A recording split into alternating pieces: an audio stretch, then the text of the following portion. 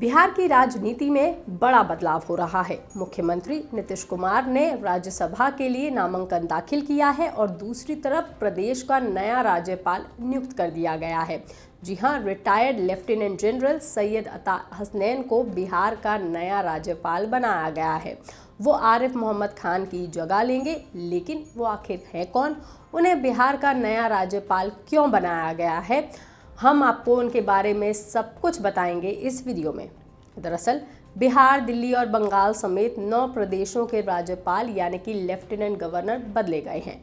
Lieutenant general Syed अता हसनैन को बिहार का नया राज्यपाल नियुक्त किया गया है और वो आरिफ मोहम्मद खान की जगह लेंगे, जिन्हें पिछले साल 2 जनवरी को बिहार के राज्यपाल का कार्यभार संभालने के लिए ये नियुक्ति की गई थी और अब उनका कार्यकाल खत्म हो चुका था, इसलिए प्रदेश में नया राज्यपाल लाया गया है।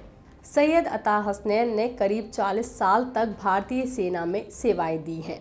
इंडियन आर्मी में रहते हुए उन्होंने कई बड़े पद और कई बड़ी जिम्मेदारियां संभाली हैं। इस दौरान उन्होंने टेररिज्म के खिलाफ चलने वाले ऑपरेशंस और मिलिट्री प्लानिंग से जुड़े अहम काम किए हैं। सेना से रिटायर होने से पहले 2013 में उनकी आखिरी पोस्टिंग आर्मी हेडक्वार्टर्स में मिलिट्री सेक्रेटरी के तौर पर थी। इस पद पर उनका काम सीनियर ऑफिसर्स की पोस्टिंग, प्रमोशन और उनके करियर से जुड़े फैसलों को देखना था। उन्होंने चिनाब कॉर्प्स की भी कमांड संभाली थी। ये आर्मी की वो यूनिट है जो श्रीनगर में कश्मीर वैली में सिक्योरिटी और एंटी टेरर ऑपरेशन संभालती है। इसके अलावा उन्होंने 21st कॉर्प्स की कमांड भी संभाली है। ये आर्मी की एक बड़ी स्ट्राइक फोर्स है जिसे बड़े वॉर की स्थिति के लिए तैयार रखा जाता है। इस जिम्मेदारी ने उन्हें एंटी टेरर ऑपरेशंस के साथ साथ बड़े मिलिट्री ऑपरेशंस की प्लानिंग का भी एक्सपीरियंस दिया है। मनी कंट्रोल की रिपोर्ट के मुताबिक 30 जून 2013 को आर्मी से रिटायर होने के बाद भी हसनैन कई बार अहम रोल्स निभा चुके हैं।